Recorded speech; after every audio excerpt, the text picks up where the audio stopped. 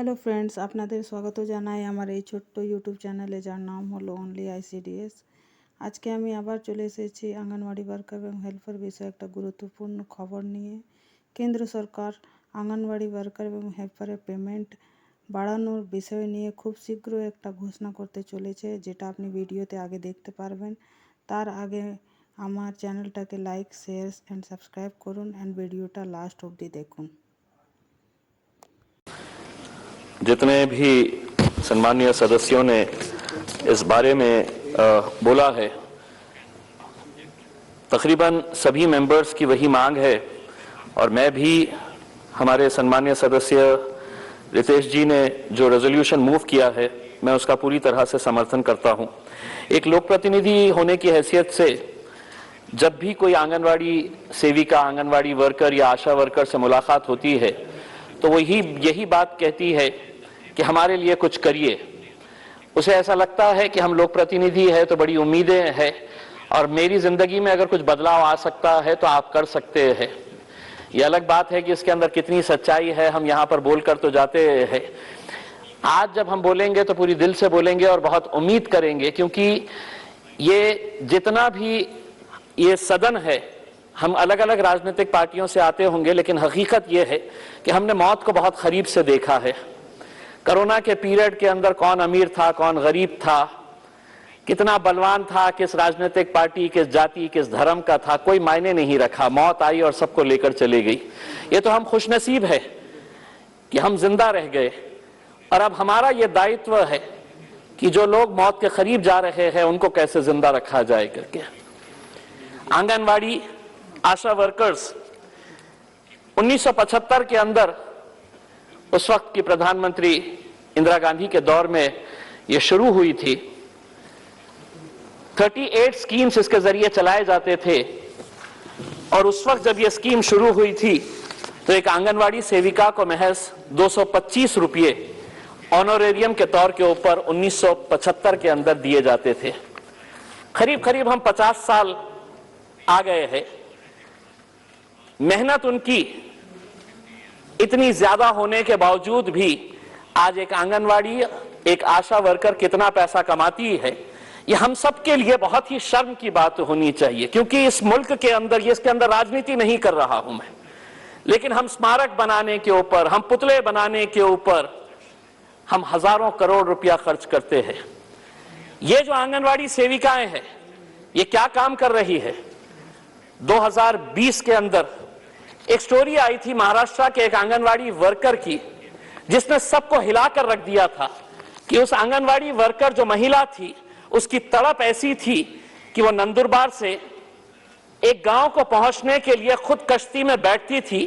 18 kilometre खुद वो सफर करती थी। आज भी उसका वीडियो यूट्यूब के अंदर आपको देखने को मिलेगा। 18 किलोमीटर वो पानी के अंदर खुद कश्ती चलाते हुए जाती थी, ताकि वहां पर उस गांव के दूसरे किनारे पे जो ट्राइबल के बच्चे हैं उनकी देखभाल, उनको अंडे पहुंचाने का, उनको दूध पहुंचाने का, उनकी माताओं की हालत देखने का, वो बच्चे पढ़ रहे हैं क्या नहीं ये देखने का। सोचिए उसका जज्बा कैसा होगा और उसे मिलता क्या है, उसके बदले के अंदर उसे हासिल क्या हो रहा है। आज आंगनवाड़ी वर्कर्स कि अगर हम पगार देखेंगे, सैलरी देखेंगे, हम तो सांसद हैं, अपनी पगार बढ़ाना है तो हम एक झटके के अंदर बढ़ा सकते हैं और हजारों रुपये से बढ़ा सकते हैं। इनकी सैलरीज क्या है? मैं मेरे महाराष्ट्र के हद तक की बात करता हूं। आंगनवाड़ी वर्कर को कितना पैसा दिया जाता है? तो 8,500 जो मेन आंगनवाड़ी वर्कर है, जो आंगनवाड़ी वर्कर मिनी जिसे कहा जाता है, उसको सैलरी दी जाती है 4,500 रुपये और जो दूसरी है उसे महज 5,000 रुपये। तो आंगनवाड़ी वर्कर्स की अगर हम सैलरी देखेंगे तो वो 4,500 रुपये से 8,000 रुपये। सुबह 8 बजे से लेकर दोपहर में 3 बजे तक काम करना, और काम करना भी ऐसा कि उन्हें पूरा प्रोग्राम दिया हुआ होता है। वो घर पर बैठ नहीं सकती है, क्योंकि जितना काम करेगी उतना पैसा मिलेगा। अब मेरा यह कहना है, अगर यही महिला अगर मजदूरी करने निकलती है, अगर बांधकाम के ऊपर जाकर वो सिर्फ मिट्टी उठाने का काम करती है, वो ईंटें यहां से वहां पहुंचाने का अगर काम करती है, तो उसे कम से कम रोज के 400 रुपये से 600 रुपये मिलते हैं, यानी कि महीना उसे 12,000 रुपये से लेकर 16,000 रुपये उसकी कमाई हो सकती है।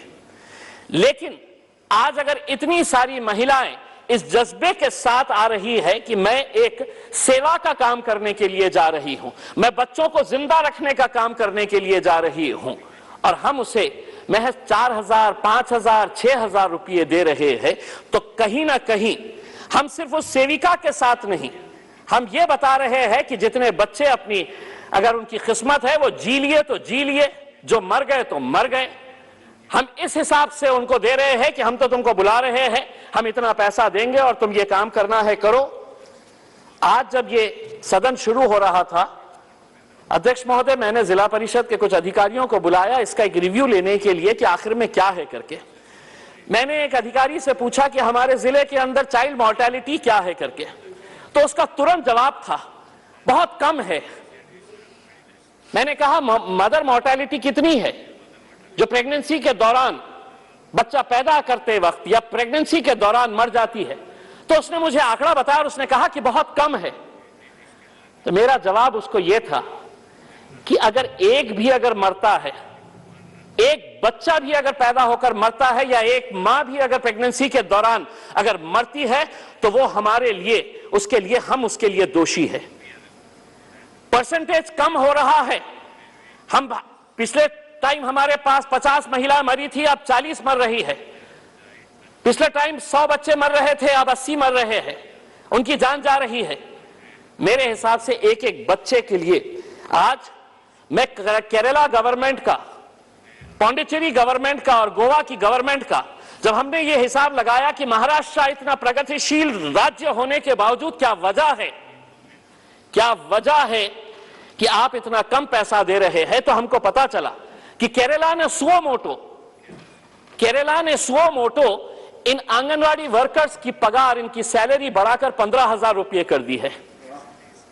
पौंडीचेरी और गोवा सबसे ज्यादा पैसे देता है आंगनवाड़ियों को। महाराष्ट्र सरकार की क्या ऐसी दुविधा है कि वो पैसा एक अच्छे काम के लिए नहीं दे सकते हैं? और कितना मांग रहे हैं? अगर उनको 5,000 रुपये है, तो क्या हम उन्हें 10,000 रुपये पगार नहीं दे सकते हैं? आज उन्हें हम क्यों सिर्फ एक ऑनरेरियम के तौर के ऊपर दिया जा रहा है? क्यों नहीं, जिस तरह मेहता साहब ने बताया है, कि उनको हम एक परमानेंट एम्प्लॉय के तौर के ऊपर देखते हैं, कि ताकि उन्हें कम से कम मिनिमम वेजेस एक्ट के हिसाब से उनको सैलरी दी जा सकती है।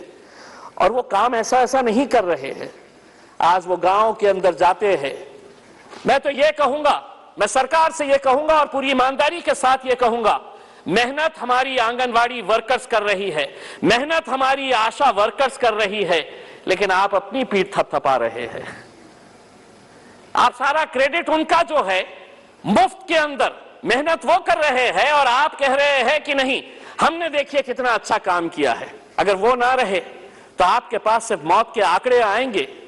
ये जाती है महिलाएं जाकर बताती है कि क्या होना चाहिए, क्या नहीं होना चाहिए करके, चाहे वो डिलीवरी का रिकॉर्ड्स मेंटेन करना हो, चाहे ऐसे बहुत सारे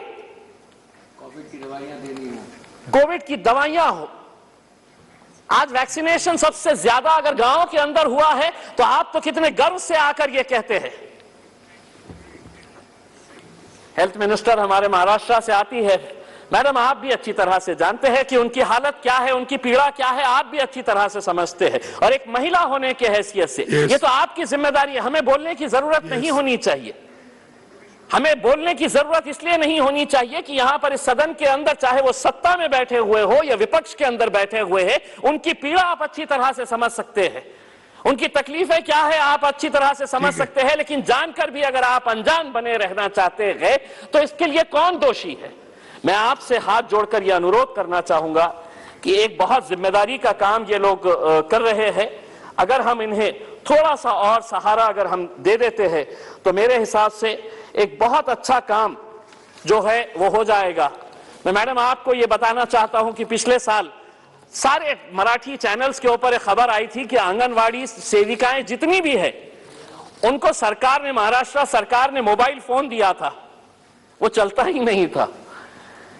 तो 1 लाख महिला आंगनवाड़ी जो सेविकाएं थी, उन्होंने ये तय किया कि हमको ये मोबाइल फोन नहीं चाहिए, या आप रख लीजिएगा करके। यानी कि सोचिए कि उसके अंदर भी भ्रष्टाचार, कि आप एक अच्छा काम करने के लिए, एक महिला गांव गांव घूम रही है, काम करने के लिए जा रही है, और वो फोन जो दिया गया वो फोन ही नहीं चलता था। तो 1 लाख आंगनवाड़ी सेविकाओं ने ये तय किया कि अब हम ये वापस कर देंगे करके, और उन्होंने वापस करने का फैसला लिया है। मेरा सरकार से यही अनुरोध है। मैं सबसे पहले तो इस मामले के अंदर हमारे सम्मानीय सदस्य रितेश जी का बहुत बहुत धन्यवाद अदा करता हूं कि एक ऐसे लोगों की आवाज उन्होंने इस सदन तक पहुंचाई है।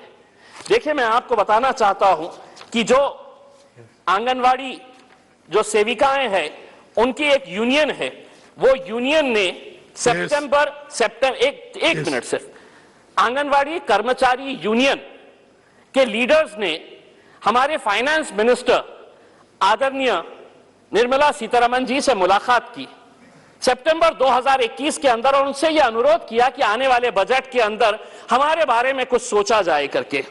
उन्होंने women and child development minister केंद्र सरकार की, उनसे भी मुलाकात की, और उन्हें क्या मिला बदले में, वो इंतजार करते रही कि अब बजट आएगा, उसके अंदर कुछ ना कुछ हमको मिलेगा। तो उन्हें क्या मिला? तो सिर्फ आश्वासन मिला। और यही आश्वासन के ऊपर वो कितने सालों से काम कर रही है कि नहीं, आज नहीं तो कल मेरे भी अच्छे दिन आएंगे। क्योंकि मेरे वजीर आजम ने कहा है कि सबके अच्छे दिन आएंगे, तो आंगनवाड़ी वालों के भी, हमारी बहनों के भी अच्छे दिन आए। यही उम्मीद करते हैं और सरकार से अनुरोध करते हैं कि इसके बारे में कुछ ना कुछ फैसला लीजिएगा।